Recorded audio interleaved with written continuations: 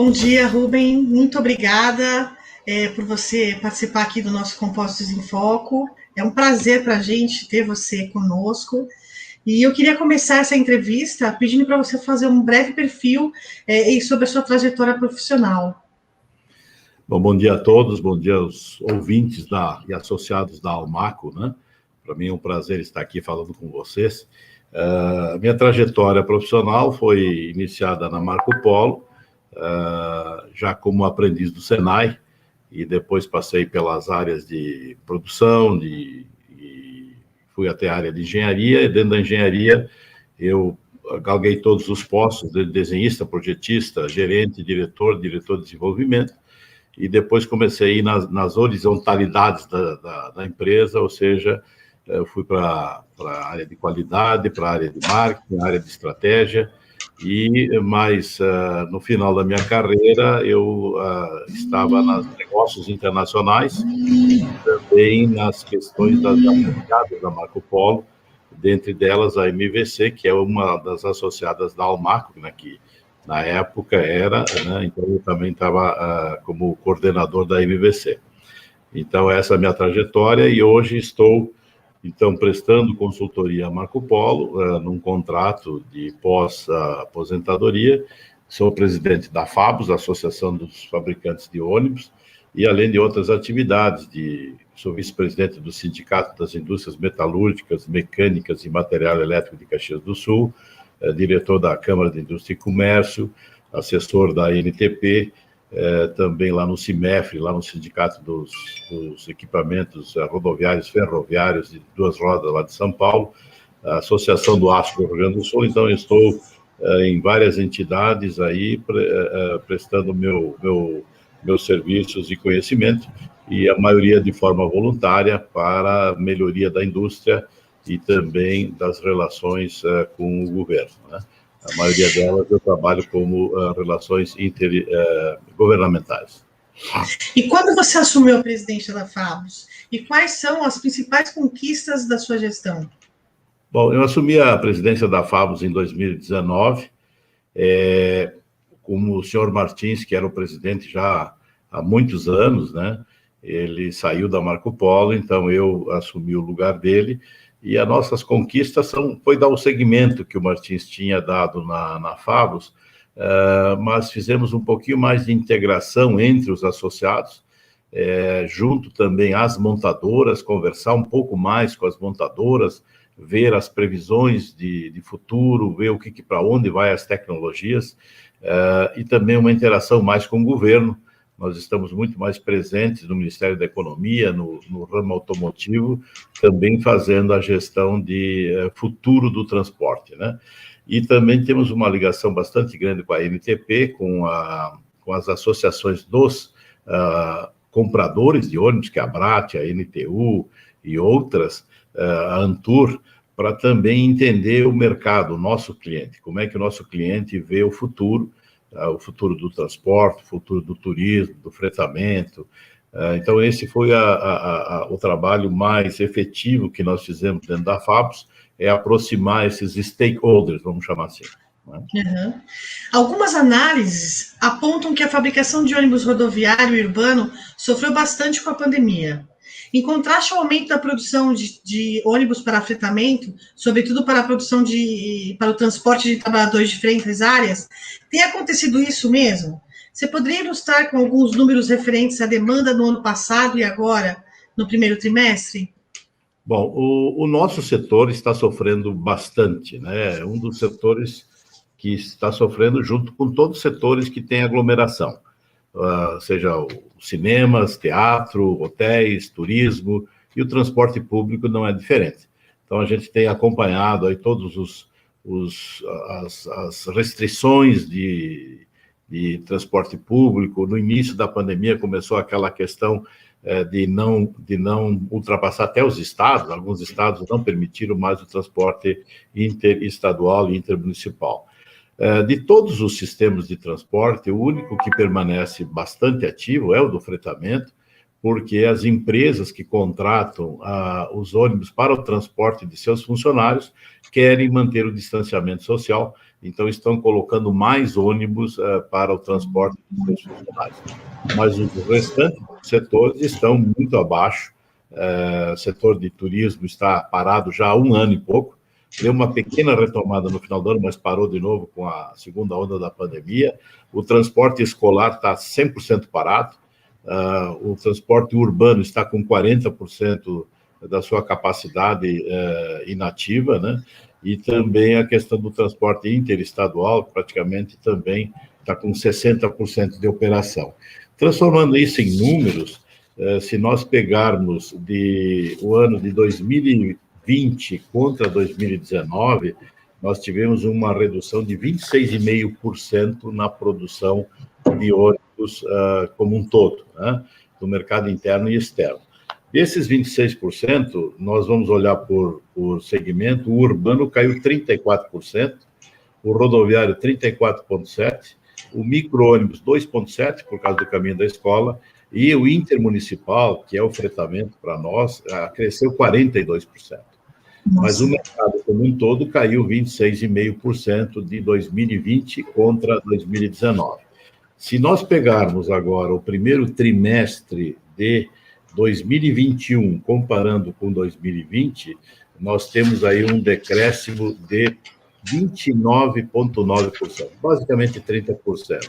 E por segmento, nós temos aí o urbano caindo 60%, o primeiro trimestre deste ano comparado com o ano passado, o rodoviário caindo 31% e o intermunicipal crescendo 53%. Mas, do nosso ponto de vista, nós vivemos de faturamento e não de volume, né?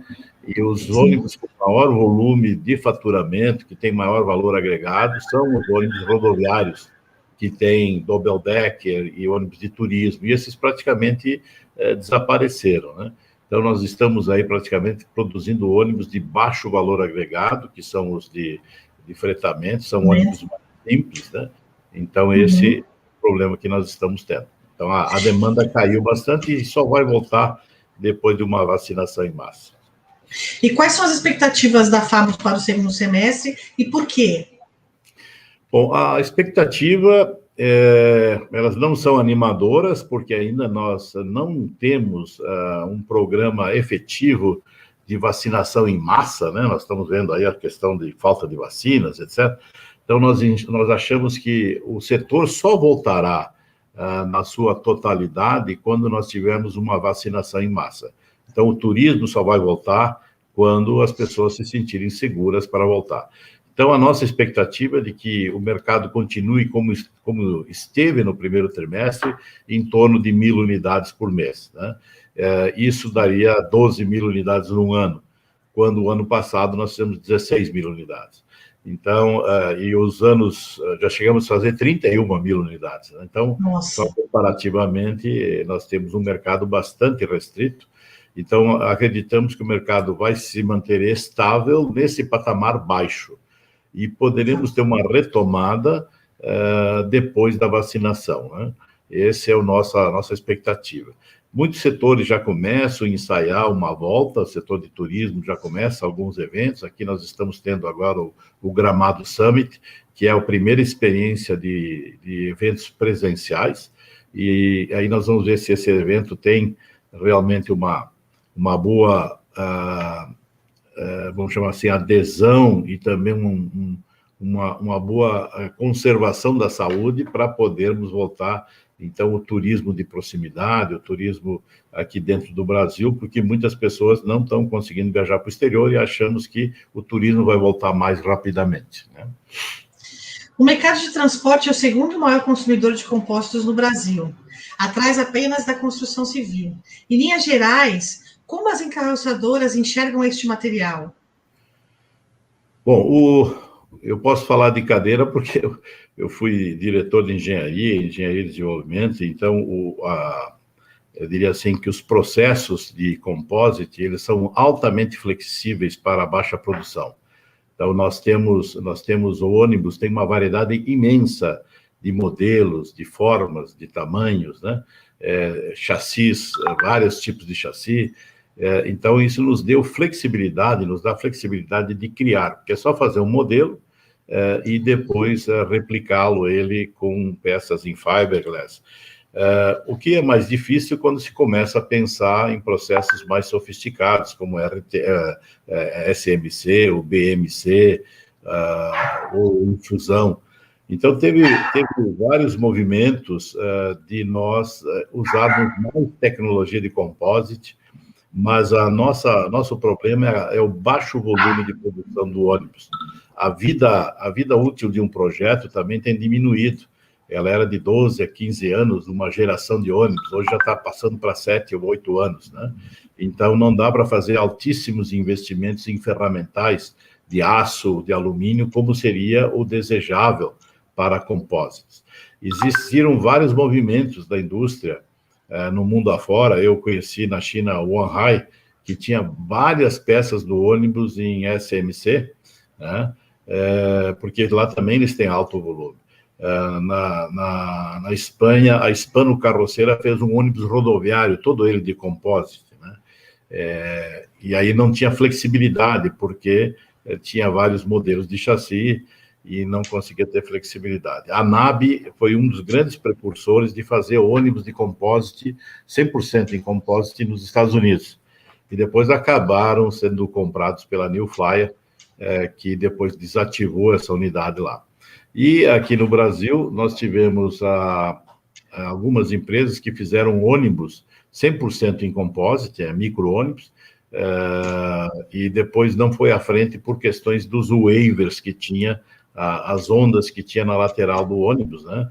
Em que os clientes não gostam de ver o ônibus, quando tem vários tipos de pintura, várias cores, mostra muito a questão dos waivers. Eu sei que evoluiu muito a tecnologia, mas o composite é a nossa solução. Nós temos praticamente todo o ônibus, a frente, a traseira, o teto, o painel, os componentes, o sanitário, todos eles feitos de composite.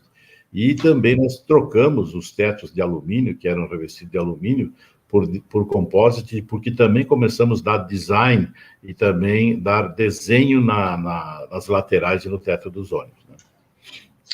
Entendi. E você entende que os fabricantes de ônibus conhecem a fundo as propriedades dos compósitos ou trata-se apenas de mais um material que faz parte da rotina dessas empresas? Pergunto isso porque a leveza dos compósitos pode contribuir com a redução do consumo de combustível, sem contar outros benefícios, como a resistência, a intempéries e a liberdade de design. Eu acho que todas elas conhecem, né? Se elas não conhecem como produzir, mas elas conhecem através dos fornecedores e os fabricantes.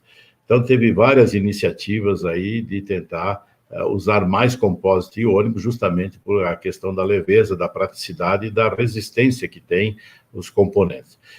Tem investimentos agora pesados em DCPD, porque é uma tecnologia que dá mais estabilidade nas peças, né? Então, eu diria que as montadoras, as fabricantes de ônibus, têm conhecimento, sim, e eu diria que depois da estrutura metálica, que teve que ser bastante pesquisada em função da questão de tombamento, o segundo item que mais foi pesquisado foi a questão de compósitos. Então, fomos a várias feiras internacionais, na JEC, em Paris e outras, para ver quais são as novidades para se introduzir em ônibus. Então, o composite é todo dia estudado como forma de reduzir o peso do ônibus e também dar flexibilidade. O que não chegamos até o momento é chegar um Honeycomb para o piso do ônibus com um peso e custo adequado. Porque até hoje, todos os pisos de ônibus são feitos, de ônibus rodoviários, são feitos de madeira de aglomerado, né?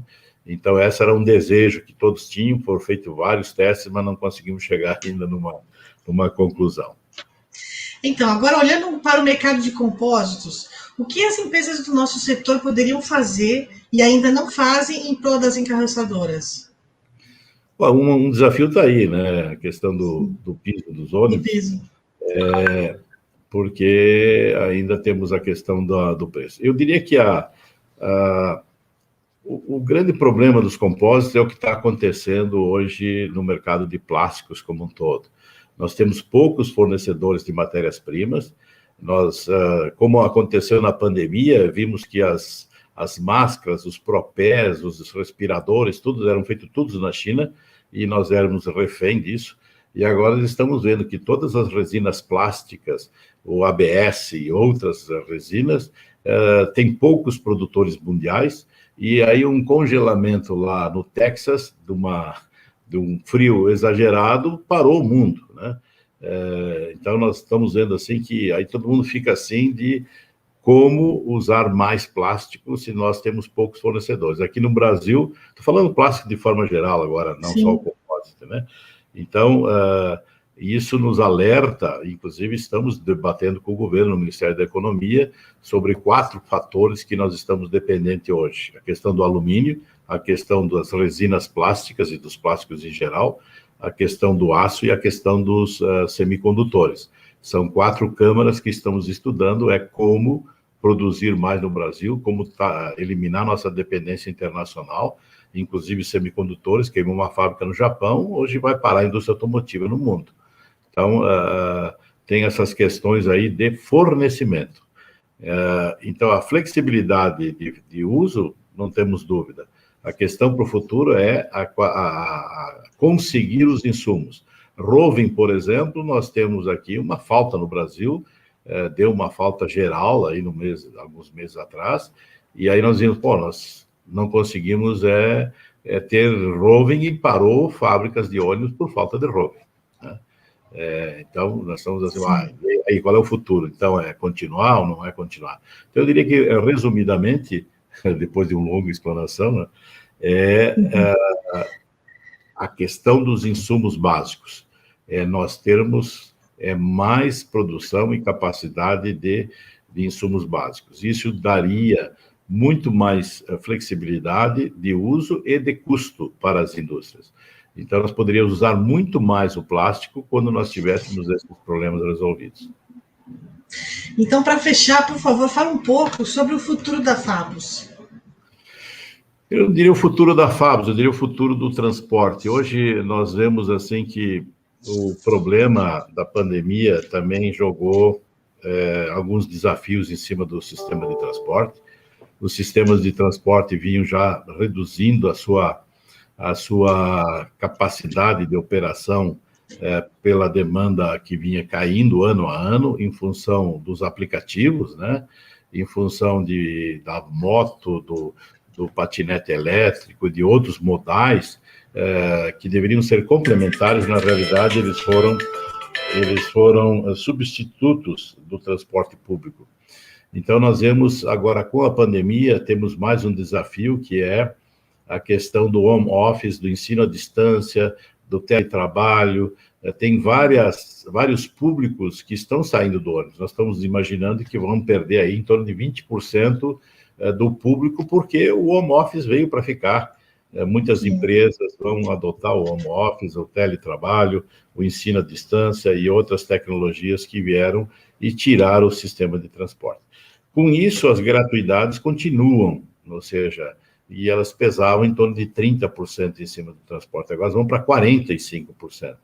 Então, o sistema não se sustenta. Então, a Fabus, junto com a NTP, com a NTU e outras entidades, Frente Nacional dos Prefeitos, dos secretários dos transportes, estão trabalhando para ter um novo sistema de transporte. Esse que está aí não se sustenta.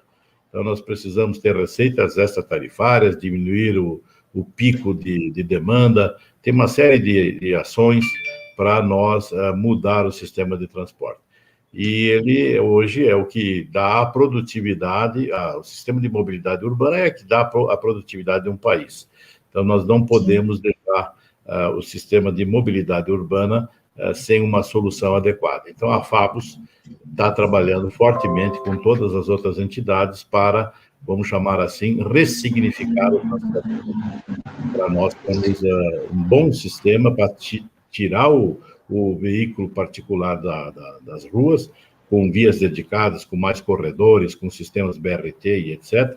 E com isso nós temos volume, voltar algum volume maior do que nós já tivemos se nós tivéssemos a ressignificação do transporte. Então, a Fabus está trabalhando nisso, além de outras pautas junto ao governo federal, na redução do custo do Brasil, na renovação veicular, que é o que nós pretendemos também fazer junto com o governo, de tirar os veículos com mais de 20 anos de circulação. Então, tem um programa que o governo está trabalhando fortemente nisso, no Ministério da Economia. Então, dependemos agora do Congresso de aprovar algumas leis para também implantar no Brasil a questão da renovação veicular, né? E também o desafio das cotas verdes, ou seja, o transporte coletivo vai ter que passar por uma mudança também na questão de poluição da questão do carbono, dos monóxidos de carbono. Então, nós estaremos também com alguns desafios aí também na questão de motorização. Legal. Rubem, eu gostaria muito de agradecer por essa aula que você nos deu aí, colocar o Marco à disposição da Fabus para qualquer coisa que seja necessária. Queremos ser parceiros, queremos ajudá-los a estreitar mais essa relação e te agradecer. Muito obrigada pelo seu tempo e por ter dado essa entrevista para a gente. Eu que agradeço, Érica, e desejo que o nosso mercado volte para o que o mercado de vocês também volte mais forte, né? E continue nos ajudando com soluções para nós podermos ofertar, não só para o Brasil, mas para os 120 países que compram nossos produtos, bastante composite nos nossos ônibus no mundo afora. Um abraço a todos, um bom dia. Obrigada.